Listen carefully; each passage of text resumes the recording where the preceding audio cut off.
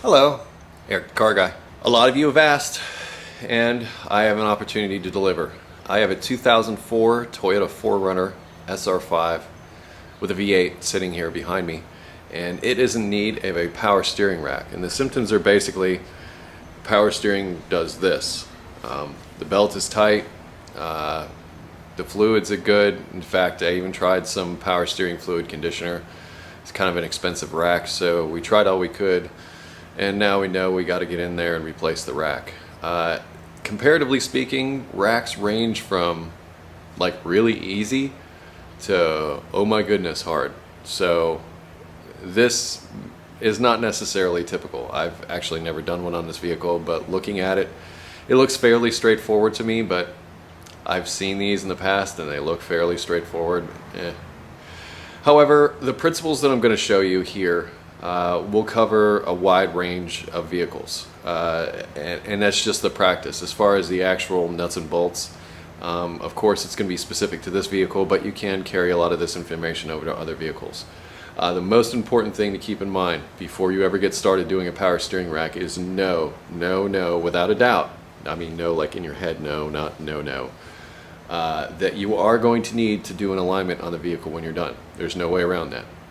A lot of you have come to me with these like driveway, home, garage methods, whatever. Personally, I prefer the machine. It's set up, calibrated, does a good job, right tool for the right job.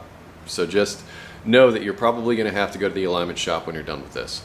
The reason is because the power steering rack controls the most important tire wearing angle there is, which is toe.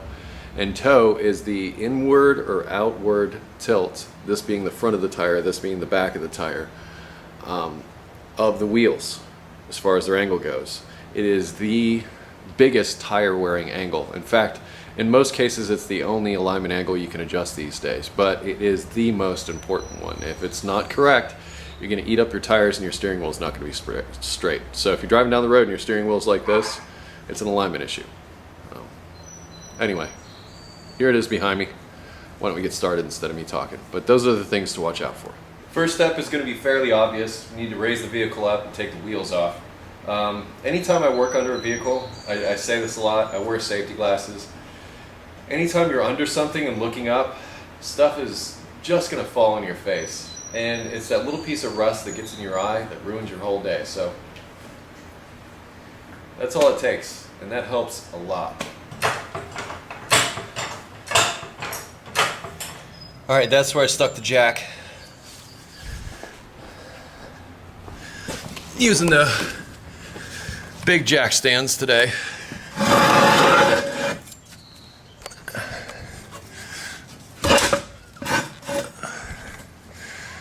That should do it. Okay, we're gonna get the wheels off next, but in order to get to a lot of these components, meaning the lines and everything else, I'm gonna remove this lower shield. There's some fasteners up under here that need to be removed in order to get this this guard off to gain access to stuff. But I'm also gonna spray these ends, both sides, with a little bit of penetrating oil so that can soak in while we're doing other stuff. But it's nice that they put the rack, up here up front instead of stuffed in back under there. So that does make it a little bit easier. The challenge is going to be when we go through this hole. My hope is that hole is large enough to accommodate.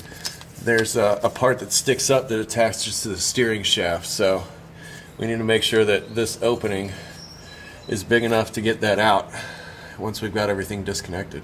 Before I really get into this, I like to make darn sure that my steering wheel is like dead straight before I even get started. And you can even use a steering wheel holder to hold this in place, but I just like to make sure that steering wheel is straight ahead. Namely, for when I go back and reassemble it, I want to try to get it as close so I can drive it straight down the road as possible. Because remember, you may get done with this and the steering wheel will be like this or like this. In fact, I can barely steer this thing now and it's off the ground. So this power steering rack is not happy.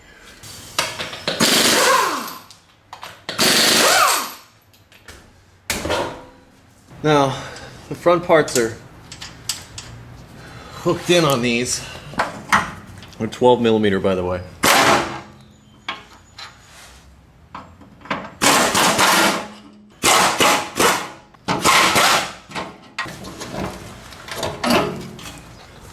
Looks like you got one fastener here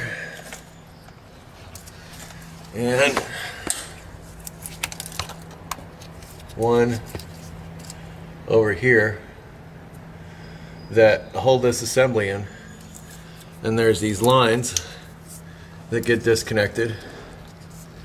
And keep in mind that this is a fairly easy one to do compared to some. Some of these are just really difficult. But then back there's where the steering shaft comes in. But yeah, that power steering shaft, we're gonna may have to knock it loose up here so we can slide it up. That may be something we have to do because it's gonna have to slide off of the power steering rack itself. Now it's gonna be a good time to knock the lock nuts loose on these tie rod ends. So you've had your stuff, so just knock those loose. Hopefully they come as loose as easy for you. Do that on both sides. You want to do that now while things are still hooked up because it's a real pain in the butt when it's not. Alright, now I'm gonna remove the cotter pin from the assembly here.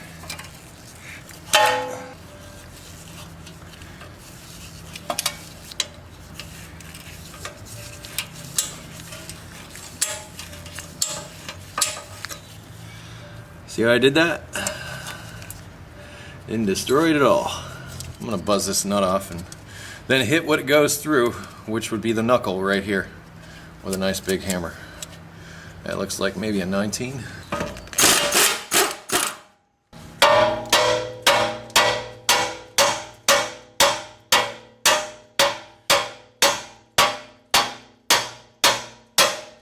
Now we're up under the subframe here.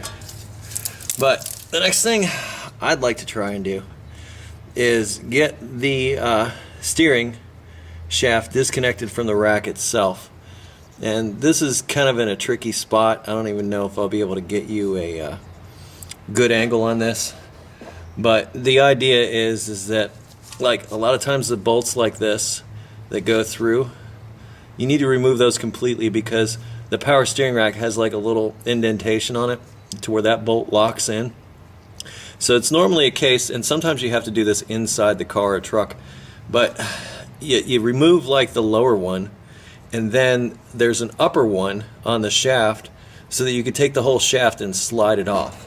So we looked at those upper ones just a little bit earlier, and I believe that's what we're going to have to do so that we can take this whole steering shaft once we get this fastener out and move the whole thing up.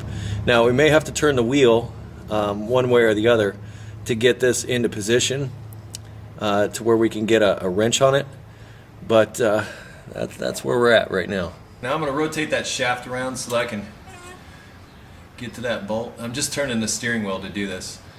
So now it's at a nice position, but I want to make sure I get back to center on the steering wheel because a lot of times there's like clock spring wires inside the steering column, things like that, that if you don't get it back on exactly right, you'll really mess it up. So you want to make sure that you're at center when you install and uninstall the old one.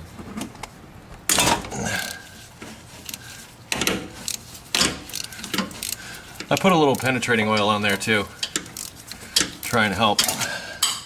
Sorry about the light. It's just, this is in a very difficult spot to do this. In fact, you can see better than I can right now. Alright, I've removed those other fasteners, or that one fastener down below. And that was just a bolt.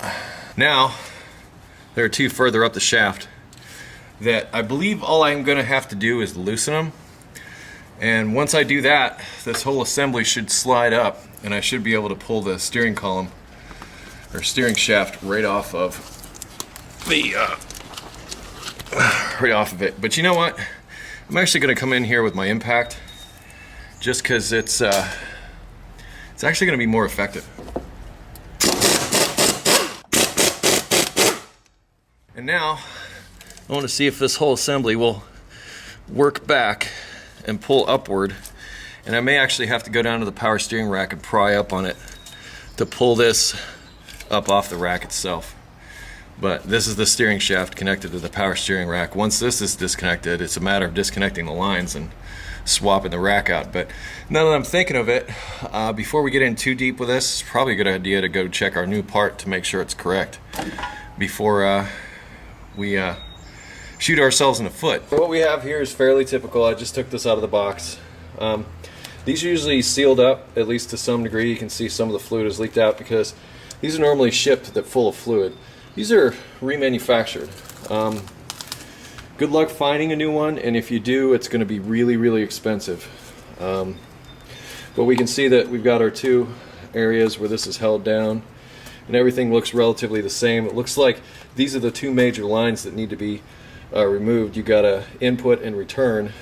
I'm going to be honest and say I don't know which is which, but that's what we've got here. And as you can see, it doesn't come with the outer tie rod ends. And that's the trick of this whole video that I'm going to show you, is how to get it like really close. But once again, you're going to need an alignment no matter what. And here's one more tip. There's going to be a core on this. I'd be surprised if you're able to get one of these without a core charge. So you're going to have to save your old one, so don't beat it up. And save these plugs and put them in there. Be nice to your parts guy. He's going to have this sitting on a shelf. And he doesn't need it leaking all over the place before it goes back, so do him a favor. Keep these plugs and install them in the old rack before you send it back. Now that I've got those bolts and everything loose up top, and I'm only going to be able to come in here for a second and show you what I'm about to do. And that's just that I'm going to take a pry bar, stick it up in here, and try to pry this up off the rack.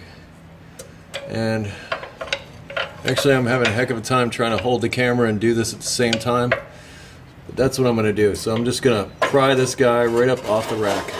Prying's not working, so I'm going to take this lady slipper and a hammer, Thor, knock that guy right up off there. I'm just going to tap it. You don't need to kill it because you don't want to ruin that U-joint there.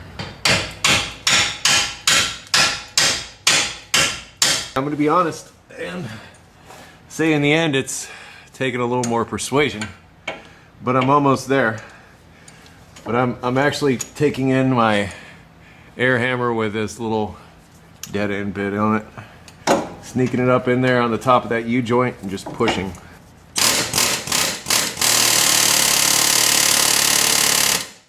It's almost off. And I want to make sure the steering wheel's straight when it does come off. Alright, now I've managed to get this thing up off of there, and since this is an external one, you just want to check the U-joint part. So like move it side to side, up and down. It should be fairly stiff. It shouldn't be like really a whole lot of floppy. But now that the power steering rack is free from its stuff, next up I'm gonna do the lines, and this one's just held on by a hose clamp, and it's the low pressure side. The high pressure side is that one with the nut. It's really good to use a line wrench on that stuff, so I highly recommend that, but the larger one's less of an issue. I also soaked that with some penetrating oil while I was getting that shaft off of there. So we're gonna get this guy off here and this hose off, and those are the only two hydraulic connections. Looks like I'm also going to come up under here and loosen this too, so I can get these lines out of the way. That's actually part of that one high pressure line that's coming down. So I'm just going to take that off its mount also. I am going to loosen this part of this hose first, just to get this clamp thing out of the way, so I can freely move this hose around in case I need to. Now I've got a drain pan under here, and I've got my 11/16 is the size. It's on that line. I'm just gonna, and I am using a line wrench. Looks like I'm gonna need to use 2 hands. By the way, this is a line wrench. You see how it goes around most of the fastener? These big fat ones are the best.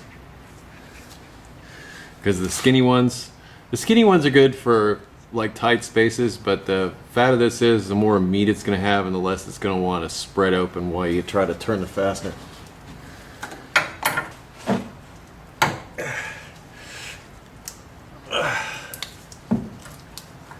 Started to move. Well, and this goes on for a while, I'm sure. A couple of things. I discovered another fastener holding the line to the rack, but on this line itself, the whole line wanted to move with the nut. So what I ended up doing was just working the wrench back and forth on it until it started breaking loose from the line, because the line will get rusted up to the inside of the actual fitting, and it'll twist it right off. So you don't want that to happen, because the last thing you want to do is replace one of these lines. They're very expensive, and I think the only place you're going to find one is in a salvage yard that's probably going to be in the same shape as this one, or at the dealer. So don't put yourself in that position. So take a little care. A little more penetrating oil up there is what I've got while I'm working this fastener off here. Okay, after many turns of the wrench, we are now loose and it's off the rack, and I can just actually take this whole thing and put it down inside of my pan to bleed out. And that's exactly what we wanted to do. We wanted to just drain the whole system out.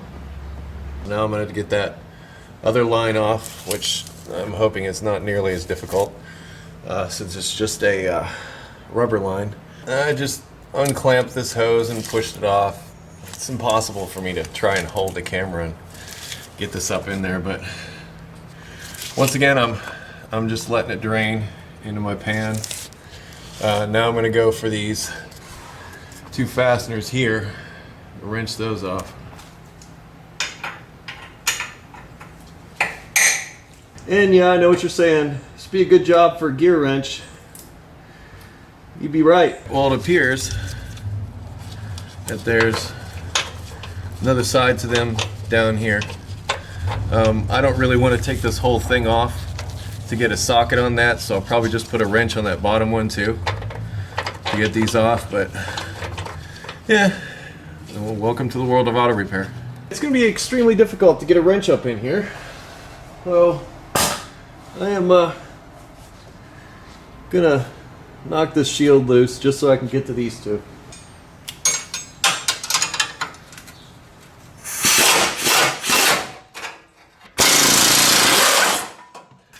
Of course, these long bolts want to go and get tangled up and stuff. I'm gonna have to work around that. Now comes the fun part of trying to fish the rack out of here. There we go. Yeah, at least I got one of them out. Maybe I can move this other one over far enough. Angle it. And we're able to sneak that one out. Now comes the really fun part. And this is the part where you usually end up fighting for a while. All I've got to say is try to be patient. Try not to lose it. You will want to. You may want to. Now's the time to come up with a plan. Here's the problem. This has a very awkward shape. So you're gonna have to like fight it to get it out of here one way or the other. I'm actually thinking what I might try to do is take this back through this way and